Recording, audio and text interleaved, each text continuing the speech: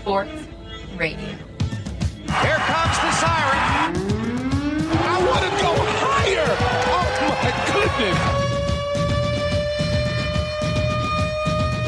He's to the drive. Deep left field. Go down. Posey will defend. Oh! LeBron James with no regard for human life.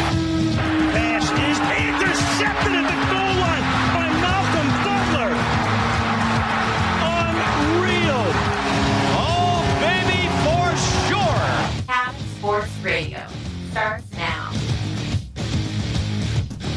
Mike, as you know, my poor dad has been waiting by his radio, listening to Cabin Sports Radio faithfully, waiting for a CFL chat to happen the last 2 weeks. We haven't made it happen. It's going to happen this show. It will. I promise you. We're going to do it first thing just to make sure. Yeah. Some NHL stuff as well. And FIBA? What's that? The CSR Podcast. Cabin Sports Radio, as always, proudly presented by Sport North. Check out sportnorth.com for everything regarding them, including, of course, the upcoming Western Canada Summer Games. You can find more information on sportnorth.com and the Western Canada Summer Games official website itself. As I mentioned in the intro of the show, we've been neglecting our own football league. It's 100 years old. What has it got to do to get a little attention around here? Yeah. That changes today. That changes. We're going to absolutely break today. it down. So lots going on. We wanted to get into, a bit of a quarter-ish season recap review last week. Didn't have time, ran out of time. So we're going to do it this week. And there's lots going on. There is honestly so much going on with the CFL right now that I'm kind of glad we waited an extra week. Most specifically, right off the bat, my Winnipeg Blue Bombers are on fire. They have set a franchise record by going 5-0 to start a season for the first time since 1960. Now, that is a pretty big deal for many, many reasons. First of all, well, things were a lot different in 1960. I'm not sure if you're aware, Mike. Of course, you and I have only been on this earth for the better part of the last 30 years. Yeah. I was not around. You were not around. In 1960. I was not around. No. My dad was barely around. Yeah, my parents were not around. The Leafs had yet to win their last Stanley Cup. That's right. It was a completely different world. That long ago. That long ago. And this is only, this isn't something like 18-0. Something like ridiculously remarkable. This is starting a season 5-0. Which isn't crazy. It's not crazy, but it's crazy when you put it into that context. Yeah. It's also crazy bad that a team in a largely 8-team league, probably even less, I would imagine, back in 1960. I don't have the makeup of the CFL franchise list right in front of me as of circa 1960, but it's probably even worse when you put it into that context. Now, obviously, I don't want to start planning a parade on Portage Avenue in Winnipeg right yet, because this is big. 1960 was a long time ago, but they have another looming gap of years, and that being since their last Grey Cup championship, which of course took place in 1990. Were you around? Depending on when it was held. It would have been in the fall. Would have been November 1990. Yeah, I would have been a young 6 months old. Oh, just barely. I remember it like it was yesterday in my yellow and blue, dancing around the house. Yeah. Yes, of course. I don't remember that. I don't think we can blame you. It's been a long time. I was 3 years old myself? 4 you remember years old? it? You know what? I do actually remember it, yeah. I don't remember really it having any effect on me, but I remember being at my auntie and uncle's place. We used to go to my auntie and uncle's every year to watch the Grey Cup, and I remember being there and everyone being happy. Yeah. So a nice childhood memory. That's right. And it hasn't happened since. Nobody in my life has been happy. The rest of my childhood, it was just misery. I don't think I remember anything from age 0 to 12, but that's unrelated. So I guess I would have been the same age probably when the Blue Jays would have won their last World Series, 1993. Yeah, 1993, yeah. 3 years old for that. Don't remember that. Don't remember that. But I'm sure it was a great time. You remember the Raptors' last championship? That I remember. Hey, there we go. I was around for that one. All right. Well, glad we were able to find some joy to this point in your childhood. There is happiness. It's there. Yes, 29-year Grey Cup drought for the Winnipeg Blue Bombers. But again, we don't want to get ahead of ourselves. We got a whole rest of the season to talk about their 29-year Grey Cup drought, again, in a largely 8-team league. We don't need to dwell on that. Yeah. They have erased a drought. What's the math? Since 1960, so that would be an extra 30 years. 60. So 59, 60 years. They've erased a 60-year drought. What's a 29-year That's drought? Right. Come on now. Making history. So we thought we'd take a little look at what else was going on in 1960 around that time. If you want to go over to, if you want to just look south of the border, the NFL wasn't actually quite a thing yet. It wasn't merged with the American Football League and the National Football Conference, what we know now as the National Football Conference and the American Football Conference. There was two different leagues. The Super Bowl wasn't a thing, didn't happen until 7 years later, something like that. Yeah. And the Dallas Cowboys just became a franchise. Wow. That year.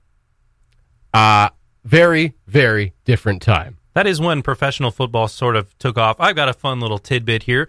It was in the early 1960s that professional football became the most popular American sport, surpassing baseball in terms of both attendance and television viewership. In 1960? In the early 60s, yeah. Okay. Surpassing America's favorite pastime in baseball. Wow. Yeah. I wonder where that stands now. Like, NFL must still be... I would think. No, I would think it would be still number one, but... Actually, our friend Tom Rominski did a piece on dwindling MLB attendance rates. Yeah. And that's across that's across the American League and the National League. Right. For whatever reason, viewership just seems to be down. I mean, I definitely thought that spoke more to like how strong Major League Baseball's television contracts and figures are, because I still think it's the only professional sports organization that you could actually get away with playing in front of 0 people in a crowd, and they'd still kind of make money on the game somehow. But no one else can do that. So a very, very different time back in 1960. Speaking of baseball, the Pittsburgh Pirates that year won the World Series 4-3, a thriller of a series over the New York Yankees. Quite frankly, I was shocked when I read that, because both of the teams that were listed are still in those cities and still under those franchise names. That's right. Wow, okay. So baseball is definitely the traditionalist sport still to this day. It was played at Forbes Field. I have no idea if that's still where Pittsburgh plays. I did know the name of the field. It is eluding me. Probably not Forbes. Probably not Forbes. No. Okay. And Bill Mazeroski became the first person to end a World Series with a home run. According to this article, is still the only player to do that. Wow. I don't know when that was written, but I think it's he's still the only player to do that in a decisive 7th game. Okay. So arguably the greatest World Series of all time. Wow. That year. How do you top that? We just dug that up. That's awesome. Wow. Home run ending the series, Game 7. That, it doesn't get any better than that, I don't think. And Joe Carter did that, right? But was that a 7th game? I think it was Game 6. Yeah, that was what I was kind of wondering, because that was my first thought. Right.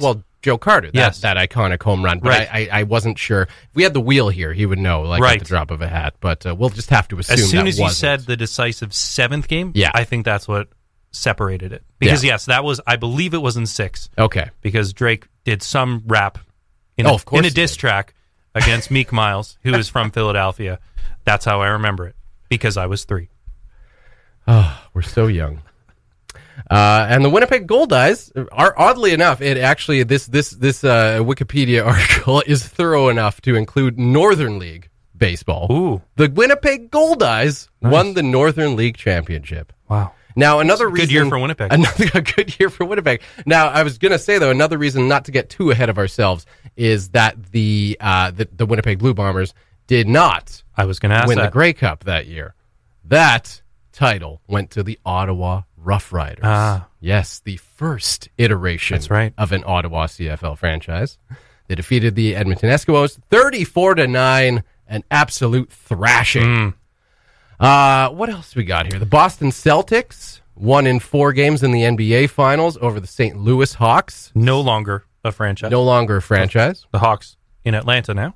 Was there somewhere in between that they went, or was it straight St. Louis to Atlanta? I have no clue. St. Louis just has a rich history of having professional sports organizations leave their city, don't they? A real shuffle going on there. Yeah, but they got a Stanley Cup now. They do. All these years later. Yes, that's right. And at that time, I guess 1960, the St. Louis Blues wouldn't have been a thing yet No. They came in the league hot, though. If they did. Going back to our previous couple shows, because it was at the hands of the Bruins, yes, who swept them. Yes. I think the Habs swept them the year before that, too. And that was, 52 years? I think it might have been the previous 2 years. I think the Habs might have swept them 2 years in a row. They can make the finals, but they're not going to win any games. But that's all behind us. 59 years later. That's right. They're champs. And if you want to look at golf, Arnold Palmer, you may have heard of him before. He was pretty much cleaning up. Yeah. Won the Masters that year, won the U.S. Open that year, and was the PGA Tour money leader, shockingly, at a humble $75,000. I was going to guess lower, actually.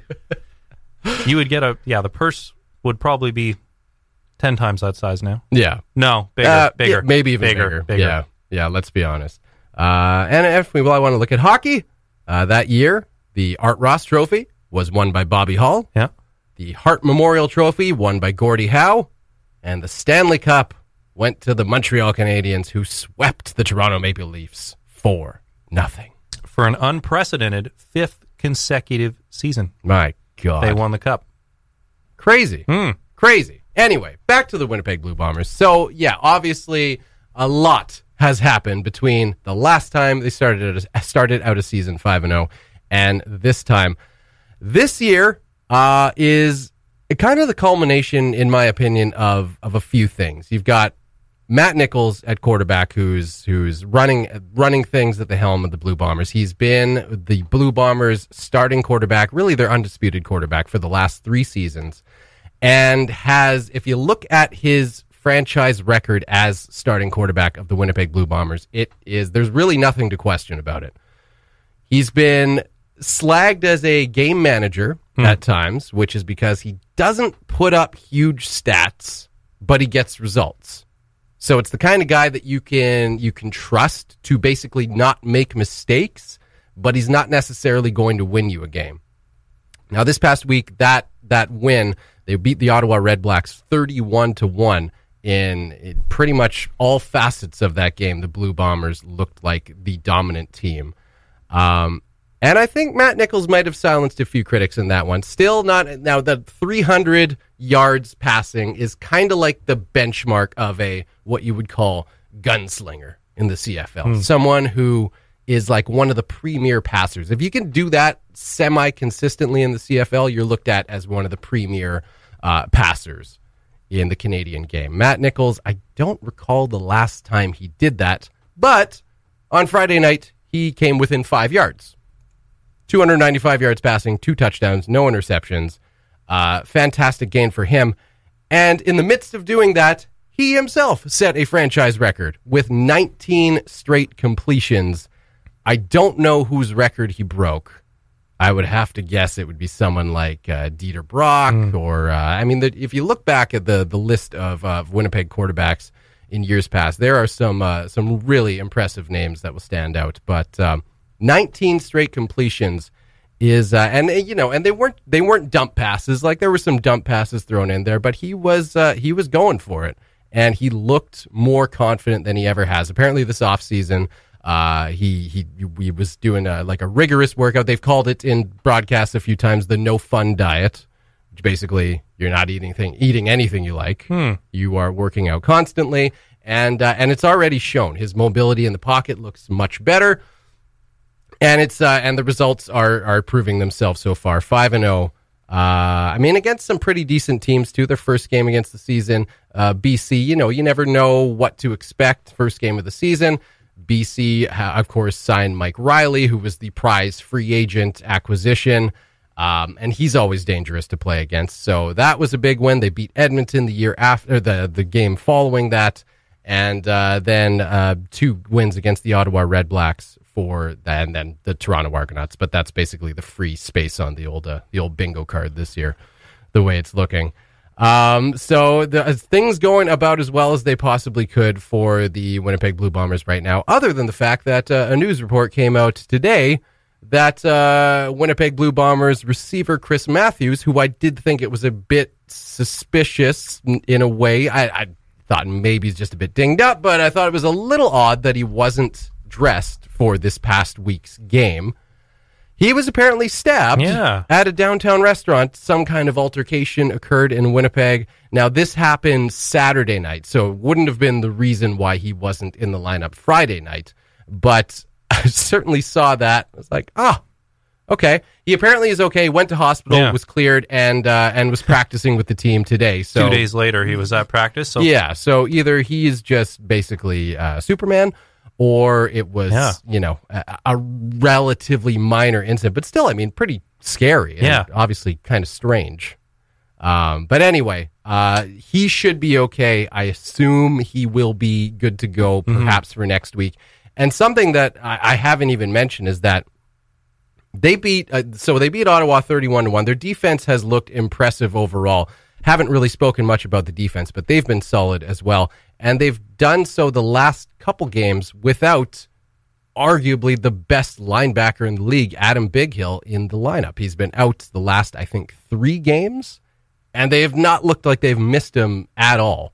So really, things looking really good for the Winnipeg Blue Bombers right now. They'll have their best test of the season so far this week, coming up Week 7 matchup against the Hamilton Tiger Cats. So you'll see the 4-1 Tiger Cats against the 5-0 Bombers, so should be a fun game to watch there. We were talking about the big splash of the offseason in Mike Riley, and I remember when we were doing our sort of preseason preview, if you will, we figured the Bombers would be in a mix. And a pretty top-heavy Western division with the Stampeders are going to be there, the Eskimos.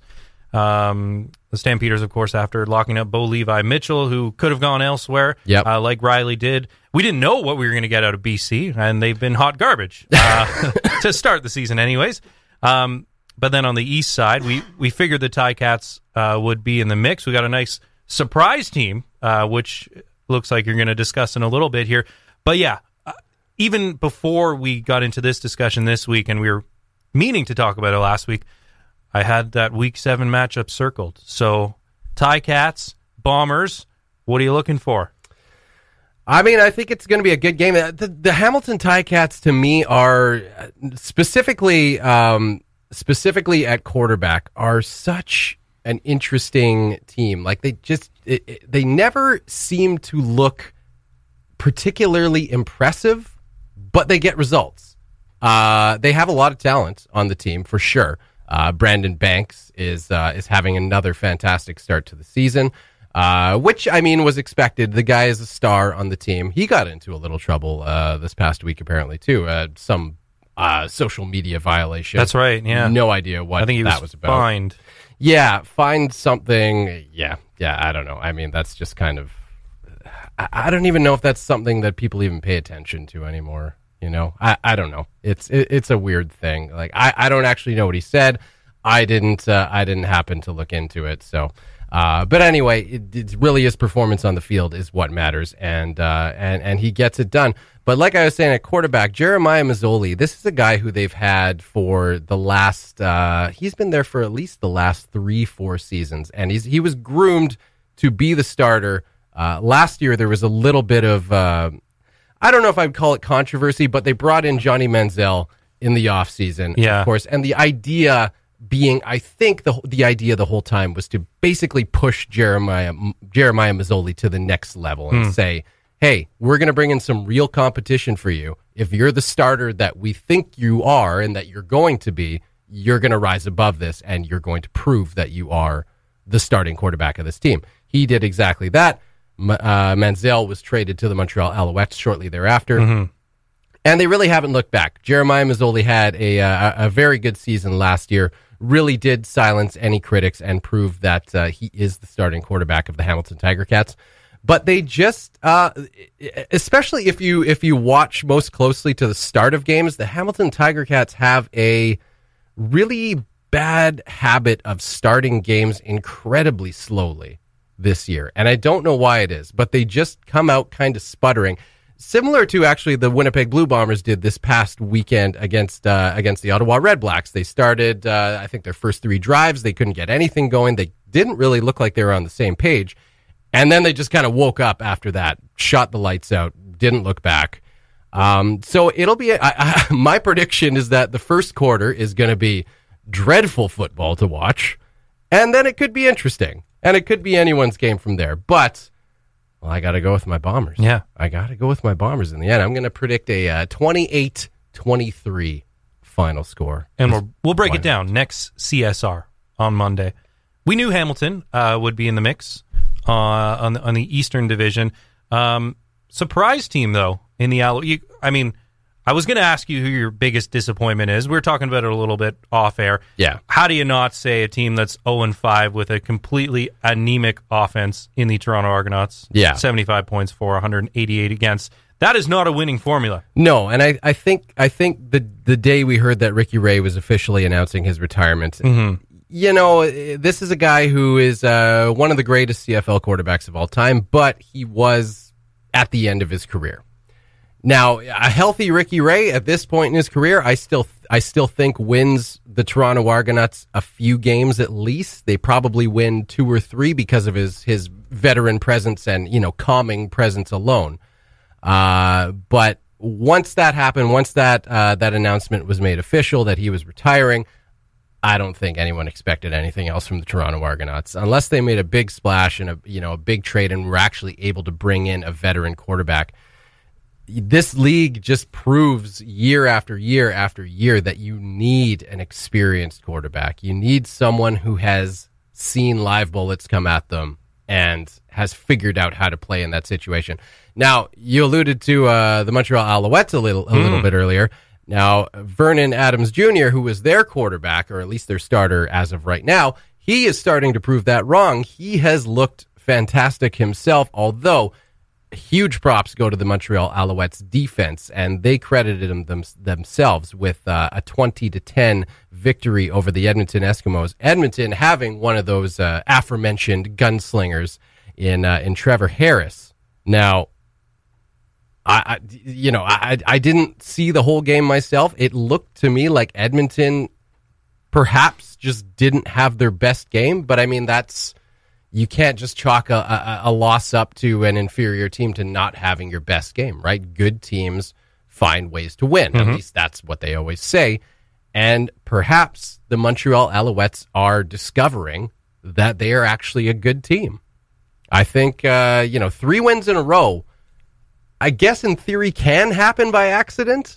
But when it's only an 18-game season, that's when you start to really take notice of a team, when they're able to actually put consecutive wins in a row. Anyone can, win a one-off lucky game here and there, but when you actually start to put streaks in place and you start to see some trends develop, and that's when you start to take notice of a team like this. And it's really interesting and really fun to see a young quarterback emerging kind of out of nowhere, essentially, with the Montreal Alouettes, especially with a franchise that desperately needs something. Yeah. They desperately need a reason for people to talk about them and to pay attention to them, because while they're trying to find a new owner, their owner currently is the CFL, and I don't think the CFL has any interest in franchise ownership.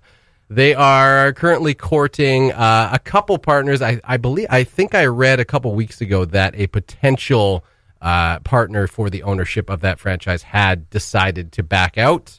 However, Commissioner Randy Ambrosie did join the TSN broadcast booth this past Friday during the Bombers Red Blacks game to talk about exactly that, the Alouettes ownership situation, and he sounded very optimistic. I mean, I think if you're a commissioner, that's just kind of the way you have to approach these things. When you're brought on to a live interview and they start asking you, so how's the ownership situation going? You're like, not good, fellas. Yeah. It's just nobody wants to buy this team. We're taking bids. Anyone at all? Anyone want to buy a CFL franchise? Yeah, I don't think that necessarily plays too well, but he sounded optimistic regardless. He didn't. I don't think he disclosed the name of anyone involved, and I mean that could just be part of the process that you don't want to. Obviously, you don't want to divulge too much information. At the very least, that if it happens to break down and it doesn't happen for whatever reason, if you're in the end zone with the completion of an ownership change or something like that, you're not going to want to turn away potential investors when you're right in the end zone of an agreement like that by putting things out there. Yeah, you don't want to get ahead of yourself, of course. There was a very interesting development last week, though, when Montreal Alouettes general manager Kavis Reed was let go, seemingly without explanation, but those who follow the league closely basically said this is the result of the CFL trying to make this franchise more attractive to a potential buyer. Kavis Reed, I guess, has established himself as someone who could cause a little bit of friction there. And I got to say, I sympathize with Kavis Reed on this one. I thought it was a pretty difficult situation for him when he was basically forced against his will at the time to release Johnny Manziel. Mm-hmm. Now, you could say what you want. You could say, well, it wouldn't have worked out anyway. This guy was a distraction. The Montreal Alouettes were probably better off severing ties with him and letting him go his own way. But it's just, there's something kind of icky about a league telling you to do that. I get where they were coming from. Johnny Manziel is not... They tried an experiment, essentially with bringing him in, and the experiment was, one that he could potentially be a good football player in this league and thrive and succeed that way. And the other part of the experiment was, of course, his off-field antics, which during his time in the NFL and even in college were very well documented. He likes to party a little too much. Yeah, he sure does. He doesn't necessarily care about rules or discipline per se. And it's bitten him many times in the past, and this was just the most recent time. But at the same time, if you're Kavis Reed and, you've traded, they traded with the Hamilton Tiger Cats, they gave away assets to bring this guy in because they thought, hey, this is a guy who, if we can get through to him, it's on us. The risk is on us to either make this work or figure out something else or, decide that we have to go a different direction. And that's fair. You're taking a risk yourself by doing that. But when the league is telling you have to release this guy, if I'm Kavis Reed, I'm at that point I'm kind of being like, well, why would I fall over myself to cooperate at any point after that? So and even from potential buyers' perspective, I just personally and I just may be reading too much into this, but if I'm looking at that, how that took place, and I'm thinking, the league obviously did it with the hope that this would make the club more attractive to a potential buyer because you've removed this guy from a position where you think he's not gonna buy into what's happening here. So you try and make the franchise more attractive. But anyone who was potentially purchasing the franchise anyway would have the ability to do that. Mm-hmm. Would they not? If they really wanted to get rid of Kavis Reed, they could just do that themselves. Right. So is this really a smart maneuver, or is this kind of showing potential investors, hey, we're not afraid to meddle in your affairs? Obviously right now, the CFL being the owners of the Montreal Alouettes, they have, I guess, legally full jurisdiction to do something like that, to remove a GM. But again, anyone who was potentially buying into the franchise, they could do that the next day after they signed the papers. They could have just released Kavis Reed themselves, right? You would typically have your general manager working under the ownership group. So that's a move they could have done on their own. Yeah. So I mean that's kind of the way it was chalked up, or the way that insider analysts like Dave Naylor and the like seem to be portraying it, that this was the CFL taking steps to make the franchise more attractive to potential investors. Mm-hmm. But And I hope it doesn't backfire. Obviously, I want the league to find new owners for the Montreal Alouettes, because that just strengthens the Alouettes franchise, and thus, if all the franchises are doing well, that strengthens the entire league overall. Mm-hmm. But yeah, it struck me as a little bit icky the more I thought about it. And I don't know if I don't disagree with the notion of a general manager sticking to his guns. And, if he's the one that pulled the trigger on a move like that and sent assets another way to retain or to receive a talent like Johnny Manziel, you kind of want to see that to fruition. And if you're put in a position where you're told, no, this player has to go, I can see how that would bother someone like that when you were the one that made the deal happen. You want to see it come to fruition. And I understand his frustration. Yeah. So anyway, and I have a lot of respect for Kavis Reed too. He's been around the league a long time. He's a very very proud guy. Very kind guy from my interactions with him before. Nice. And so wish him well. Obviously, it's an unfortunate situation that it apparently had to happen that way. But hey, perhaps a nice story for his grandkids one day. It took the whole league to get me out of this franchise. The Cabin Sports Radio Podcast, brought to you by Sport North, moving sport forward. Cabin Sports Radio, brought to you by Sport North, moving sport forward. Check out sportnorth.com. And the 2019 Western Canada Summer Games are just under 3 weeks away now, August 9th to August 18th in Swift Current, Saskatchewan. And you can read more about that and keep up with everything that happens at sportnorth.com or the Western Canada Summer Games official website, which is 2019WCSG.ca. Again, that's 2019WCSG.ca. We will also keep you very well informed of everything that is happening right here at Cabin Radio and Cabin Sports Radio as well. All right, turning to the NHL, big trade this past week, and one that I don't think anyone would have predicted, mostly because it was between two franchises that traditionally don't really talk to each other. You don't trade with divisional rivals. I thought that was the rule. Absolutely. Although especially we saw the Leafs and Senators do that earlier this summer, so it's not an actual rule, but usually you don't see it. The old rules are just being thrown out the window. That's right. Especially, like a team that it seems like you have a line brawl against every time you play. And for the Edmonton Oilers, they just traded away probably the most likely candidate on their roster from last year to be engaged in a line brawl in Milan Lucic. Yeah, Milan Lucic and some conditional pick. Yeah, that's our new favorite word. Yeah, conditional pick. Some conditional pick. Whatever. I did not, however, research what the condition is for this one, but it is It's always kind of fun to do. They are because they can be wild. A conditional third-round pick in next year's draft. They will also retain 12.5% of Lucic's terrible contract. Oh, here it is. The condition is that if Craig McTavish shows up to a game and pulls Harvey the Hound's tongue out again, then the Edmonton Oilers, or the Calgary Flames rather, receive a second pick. Very good. Yeah. Okay. So there it is. There's your condition.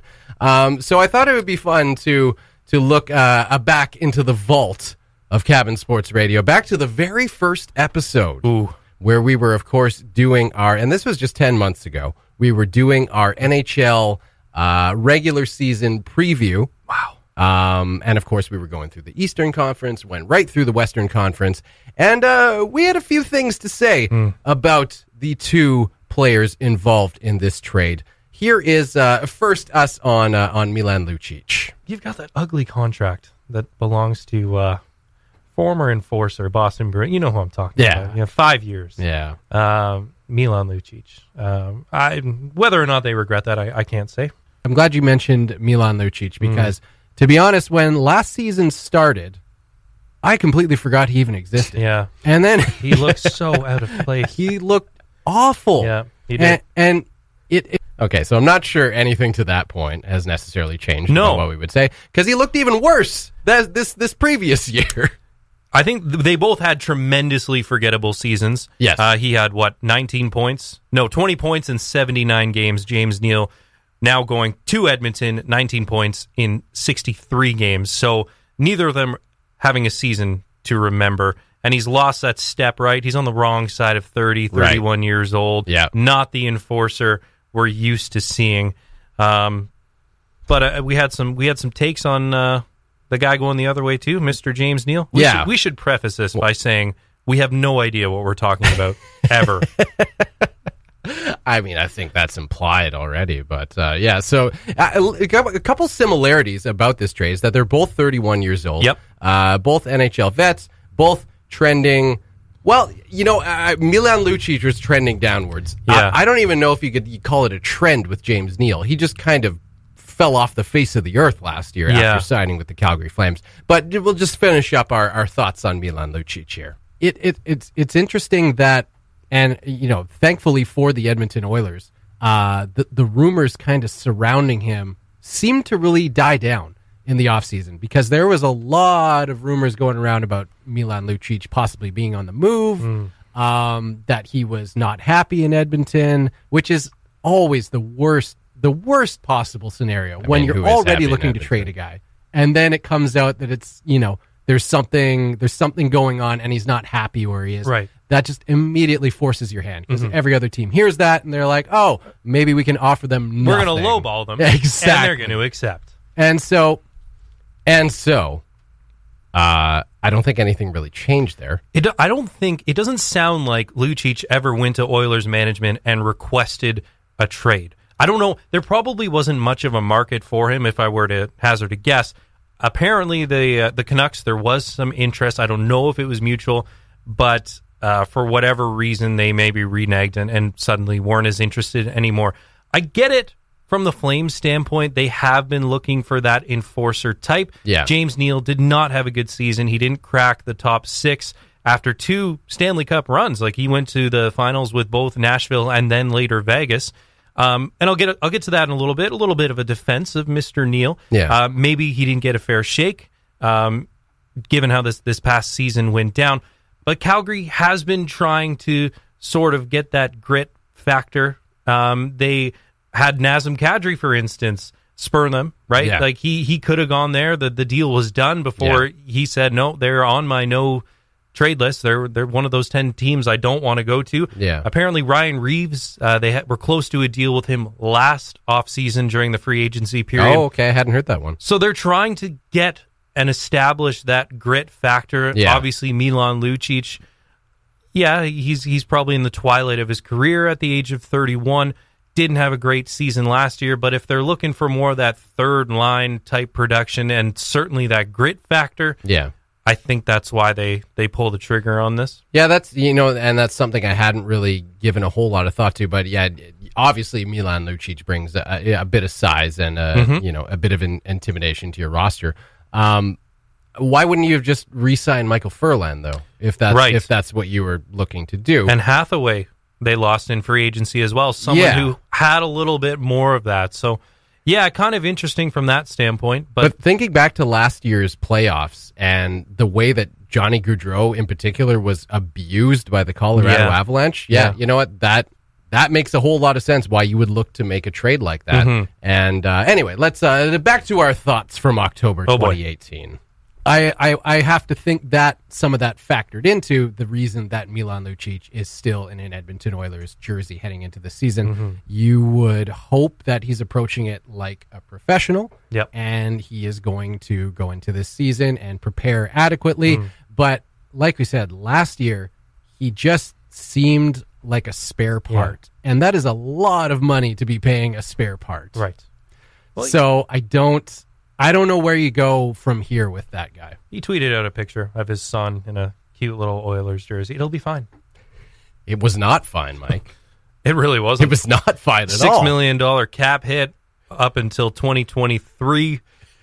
Production down significantly. This is Ken Holland's, first big move, right? Yeah. Since taking over that GM position. So $42 million 7-year contract signed back in 2016. So under contract for another 4 years. Mm-hmm. And this was a contract that they had to get off their books. Yeah. I actually, if I'm saying who won this trade, I do like it more so from the Edmonton Oilers perspective. Mm-hmm. I don't know if Calgary gave James Neal a fair shake. He did not have a full off season. I know that might sound like a bit of an excuse.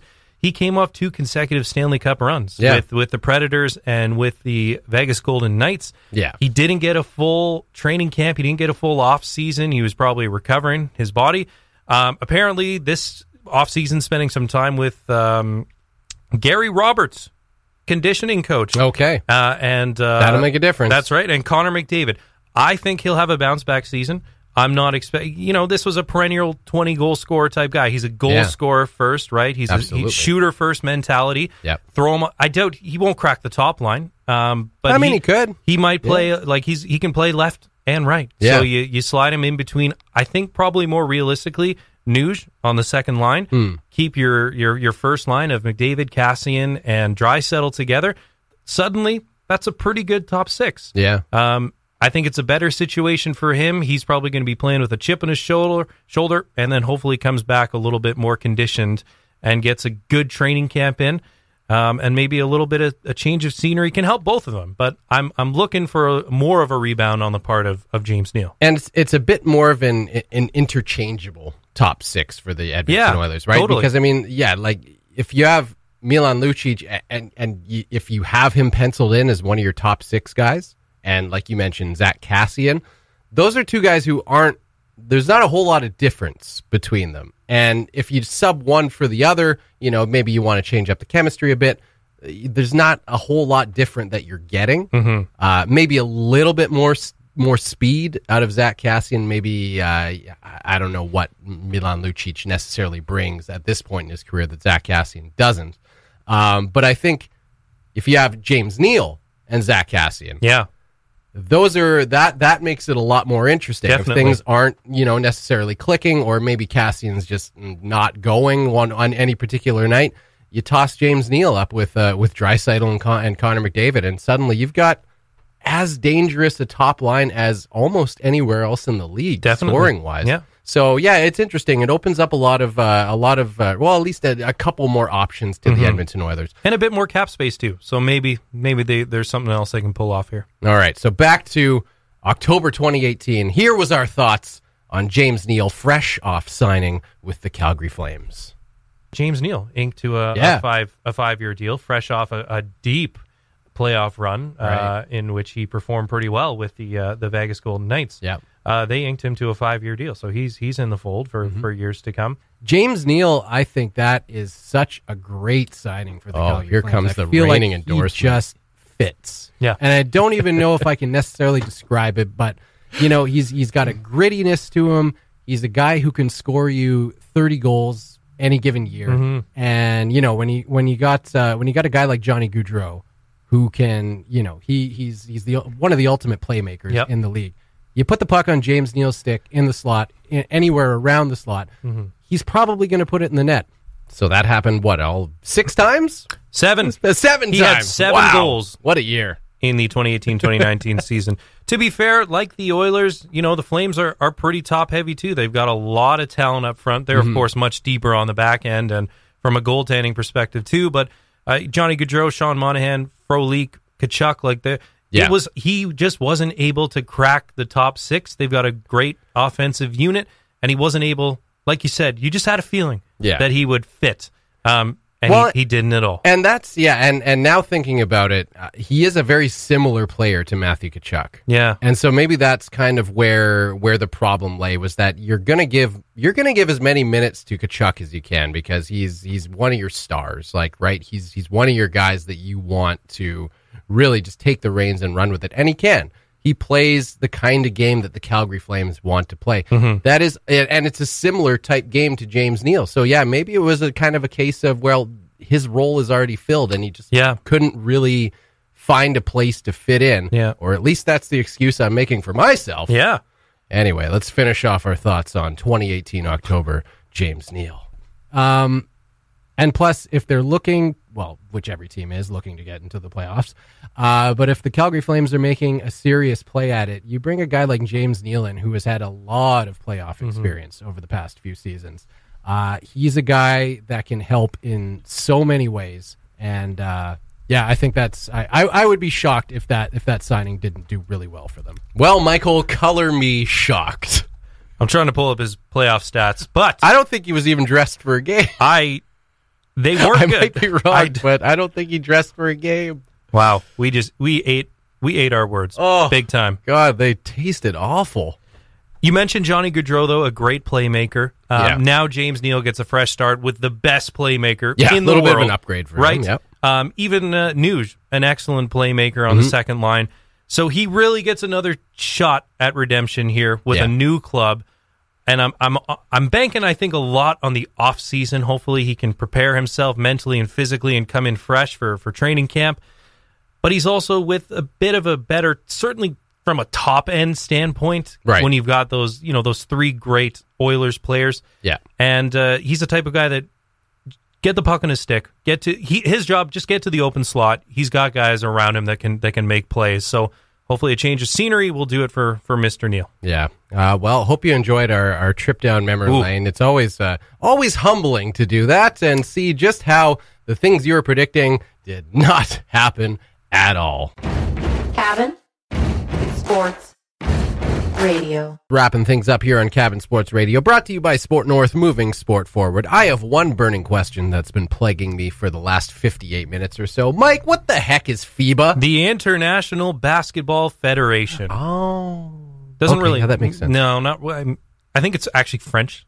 Oh. Fédération Internationale de Basketball Association. I don't even... yeah. It seems like a lot of redundant words. Steaming it up on here on Cabin Sports Radio. Anyways, the reason why this is actually relevant right now, so we got the FIBA World Cup kicking off in China at the end of August 31. So fresh off of a Toronto Raptors title. Right. When Canadian basketball has probably never been bigger than it is right now. Nick Nurse has committed to being the head coach of the men's team that they will send to China to try to qualify for a spot in the 2020 Tokyo Games as part of the Summer Olympics. Tokyo will get a berth, so they will be one of the 12 teams in the men's tournament, and Canada has a legit chance at cracking that field to be a part of, one of the other 11 teams. So 7 teams as part of this tournament will automatically qualify for the games. Okay. And the reason why this is relevant, I can go down the 29-man roster and recognize you can actually name all of them. Most of the names. Wow. For what feels like maybe the first time ever, NBA players will have to be cut. That's how much the field has grown over the years. You've obviously, and that's with names like Andrew Wiggins and Tristan Thompson both not committing. And Steve Nash isn't even on that list. He's not around anymore. Wow. No. Maybe in some other capacity. Maybe not. But even on the American side, you've got a lot of players who have not committed for whatever reason, right? It could be contract years. It could be resting up their body for the NBA season. Yeah. Change of location, what have you. But that's why it's exciting that the field has never been better. The talent has never been better. So we will actually have Canadian NBA players cut from this roster. So hopefully they can field a pretty competitive team and secure themselves a berth for the 2020 Tokyo Games. Well, that is exciting. Right? I'm glad you brought that up. One bad thing, they're in the group of death. What does that mean? They're going to have to play Lithuania, Australia, and Senegal.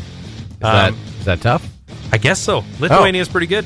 So is Australia. Good enough to have their own nickname for their field. The group of death. Wow. Good luck, Canada. All right.